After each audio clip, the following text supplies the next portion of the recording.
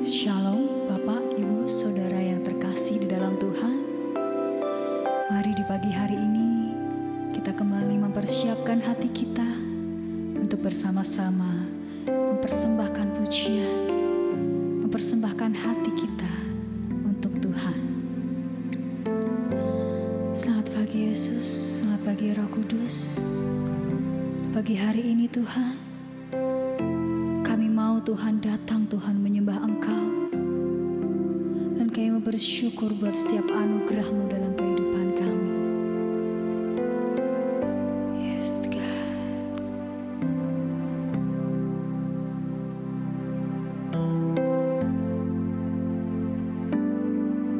Semua yang terjadi di dalam hidupku, ku tahu atas seizin-Mu, Tuhanku.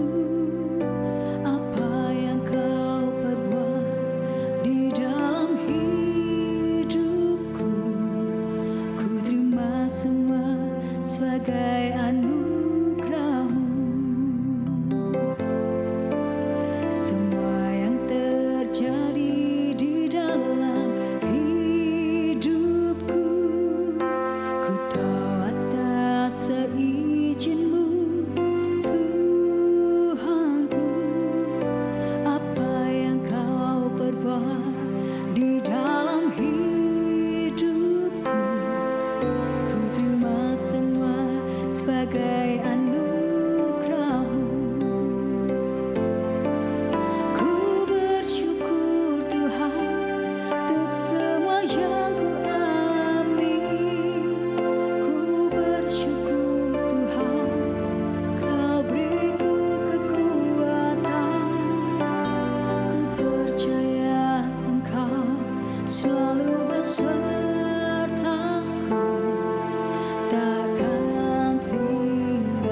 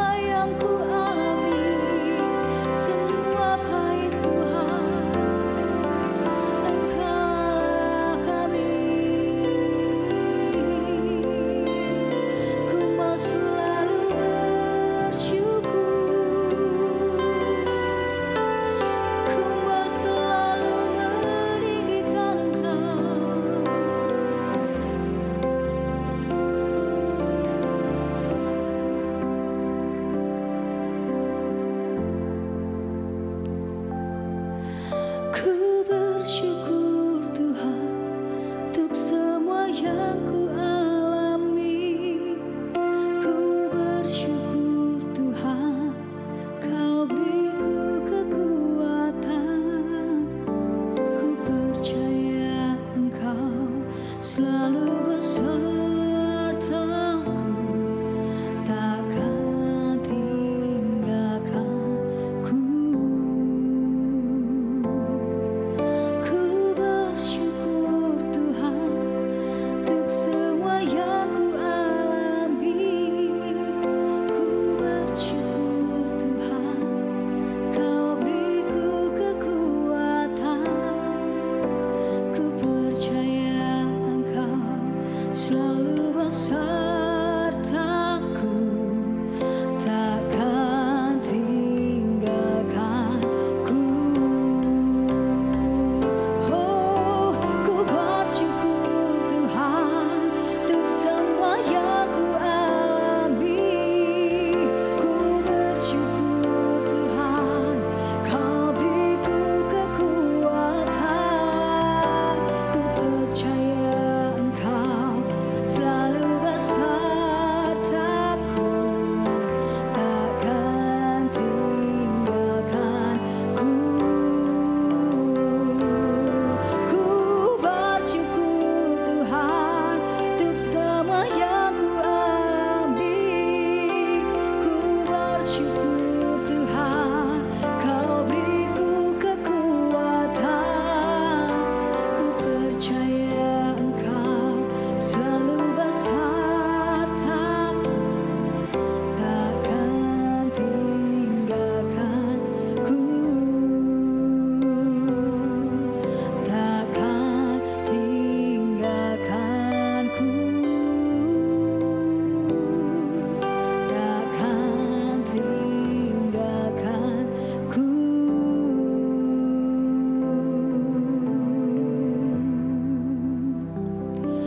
Kami sungguh bersyukur Tuhan buat pagi yang sungguh indah di pagi hari ini.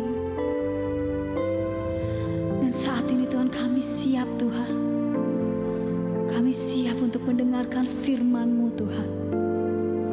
Biarlah Tuhan Kau berkati Tuhan hamba-Mu Tuhan yang akan menyampaikan firman-Mu. Dan biarlah setiap kami Tuhan dapat memahami, dapat mengerti Tuhan, dan dapat melakukan firman-Mu di dalam kehidupan kami. Di dalam nama Tuhan Yesus kami siap Tuhan. Haleluya. Amin. Shalom, selamat berjumpa kembali di dalam ibadah doa online pada hari ini.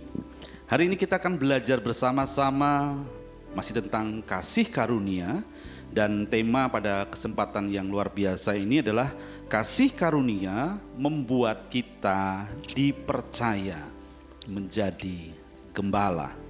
Kasih karunia membuat kita dipercaya menjadi gembala. Mari saya mengajak setiap kita bersama-sama membuka di Efesus pasalnya yang keempat. Kita akan baca dari ayat yang ke-11 sampai dengan ayat yang ke-15. Efesus 4, 11 sampai 15. Demikian bunyi firman Tuhan. Dan ialah yang memberikan baik rasul-rasul maupun nabi-nabi, baik pemberita-pemberita Injil maupun gembala-gembala dan pengajar-pengajar, untuk memperlengkapi orang-orang kudus bagi pekerjaan pelayanan, bagi pembangunan tubuh Kristus, sampai kita semua telah mencapai kesatuan iman dan pengetahuan yang benar tentang anak Allah, kedewasaan penuh dan tingkat pertumbuhan yang sesuai dengan kepenuhan Kristus, sehingga kita bukan lagi anak-anak yang diombang-ambingkan oleh rupa-rupa angin pengajaran, oleh permainan palsu manusia dalam kelicikan mereka yang menyesatkan, tetapi dengan teguh berpegang kepada kebenaran di dalam kasih kita bertumbuh di dalam segala hal ke arah Dia, Kristus yang adalah kepala. Saudara yang dikasihi Tuhan, kalau pada kesempatan ini kita membaca daripada ayat ini, ya, ada beberapa tugas yang diemban oleh para gembala. Ya, tadi dikatakan bahwa Tuhan, ya, itu yang memberikan gembala. Apa tugas dari para gembala yang harus diemban oleh mereka?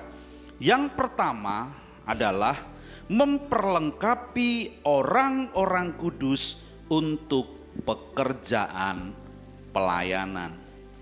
Jadi tugas seorang gembala adalah juga berperan di dalam memperlengkapi ya orang-orang kudus untuk pekerjaan pelayanan. Setiap kita tahu ya bahwa ketika kita menerima Yesus sebagai Tuhan dan Juru Selamat secara pribadi, ya, kita diajar oleh Tuhan untuk kita boleh semakin mengerti ada sebuah tujuan, ada sebuah panggilan yang Tuhan berikan buat setiap kita.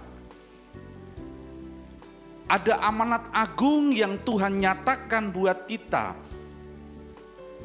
bahwa kita diajar untuk apa? Memberitakan Injil sampai ke ujung-ujung bumi. Kita diminta bukan hanya menjadi orang-orang yang hanya menerima kasih karunia untuk secara pribadi, tetapi kita mempunyai tugas menjadi seorang yang akan diutus oleh Tuhan menjadi pemberita-pemberita kabar baik.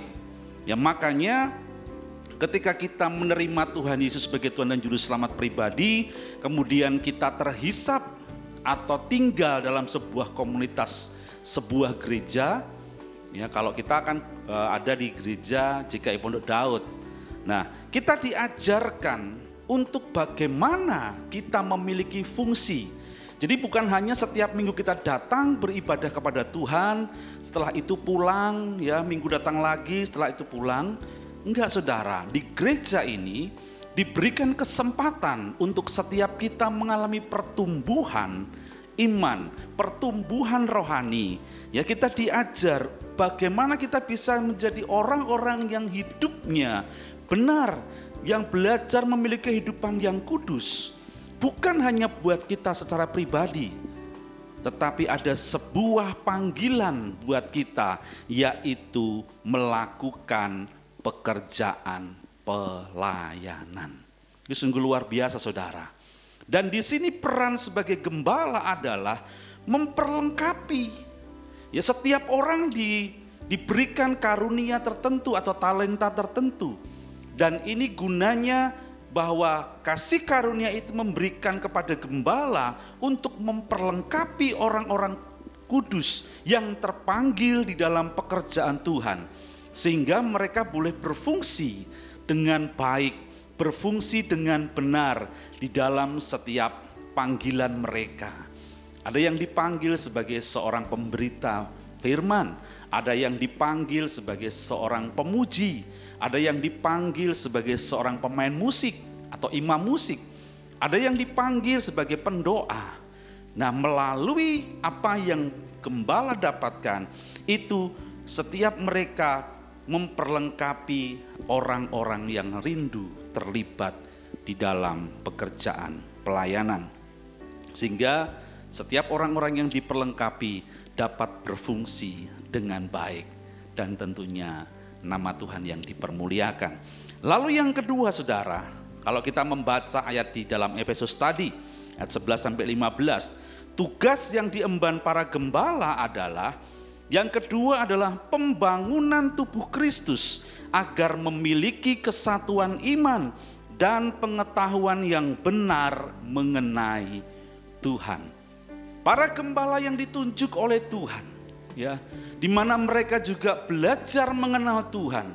Apa yang dikenal, apa yang pengalaman apa yang mereka kerjakan, yang mereka alami bersama Tuhan, itu akan dibagikan kepada setiap jemaat, setiap orang-orang yang rindu mengenal Tuhan lebih lagi, sehingga orang-orang yang datang kepada Yesus itu mengalami pertumbuhan secara rohani, sehingga mereka boleh memiliki pengetahuan yang benar tentang Tuhan, memiliki pengertian yang benar tentang Tuhan, sehingga setiap mereka boleh bertanggung jawab lebih lagi dalam kehidupan mereka, memiliki kehidupan yang benar, terus dituntun, terus diajarkan, ya, sehingga setiap mereka benar-benar memiliki pengetahuan yang benar akan Allah.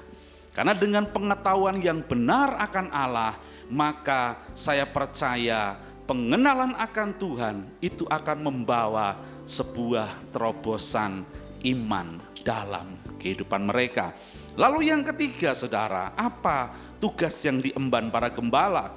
Yang ketiga adalah mempersiapkan umat agar menjadi dewasa yang mengalami pertumbuhan di dalam Kristus, ya. Jadi mempersiapkan umat Tuhan untuk menjadi orang-orang yang dewasa. Saat kita menerima Yesus, kemudian kita lahir baru dalam Yesus, kita adalah bayi-bayi rohani. Tetapi dari apa yang gembala-gembala sampaikan, saudara, kita akan dituntun agar memiliki pertumbuhan iman sehingga kita menjadi pribadi-pribadi yang dewasa. Dan tentunya bertumbuh dewasa kemana? Ke arah Kristus. Dikatakan bahwa bertumbuh di dalam segala hal ke arah Kristus. Di dalam segala hal, seluruh aspek kehidupan kita, biarlah kita menjadi pribadi-pribadi yang bertumbuh ke arah Kristus.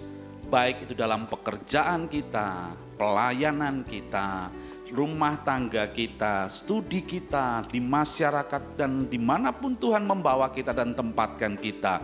Biarlah kita menjadi pribadi-pribadi yang memiliki pertumbuhan yang luar biasa. Amin, saudara. Sehingga apa? Dengan kita mengalami pertumbuhan di dalam Kristus, dikatakan bahwa kita akhirnya apa? Mampu berpegang kepada nilai-nilai kebenaran, bertindak benar, berlaku benar, terus tidak diombang-ambingkan juga oleh rupa-rupa pengajaran. Kalau kita perhatikan hari-hari ini banyak pengajaran-pengajaran ya yang ada di sekitar kita. Kadang-kadang kalau kita tidak mempunyai akar yang kuat di dalam Kristus, itu bisa membuat kita agak serong ke kiri atau serong ke kanan, sehingga yang seharusnya kita lurus karena kita tidak memiliki pertumbuhan iman dalam Kristus, akhirnya mulai melenceng ke kanan atau ke kiri. Jadi ketika kita memiliki pertumbuhan yang benar, ya, kita memiliki pengajaran yang benar, maka kita dimampukan untuk melakukan yang benar. Mungkin kita melihat atau mendengar pengajaran yang agak menyesatkan, ya, tetapi kita tidak akan terpengaruh karena kebenaran Kristus adalah kebenaran yang sejati. Ya, jadi 3 hal itu, saudara, tugas dari yang diemban oleh gembala, dan ini adalah kasih karunia yang dipercayakan. Jadi yang pertama, memperlengkapi orang-orang kudus untuk pekerjaan pelayanan. Yang kedua, pembangunan tubuh Kristus agar memiliki kesatuan iman dan pengetahuan yang benar mengenai Tuhan. Yang ketiga, mempersiapkan umat agar menjadi dewasa yang mengalami pertumbuhan di dalam Kristus, yang mampu berpegang kepada kebenaran, tidak diombang-ambingkan oleh rupa-rupa pengajaran, sehingga dapat memiliki pertumbuhan di dalam kasih, di dalam segala hal ke arah Kristus yang adalah kepala gereja.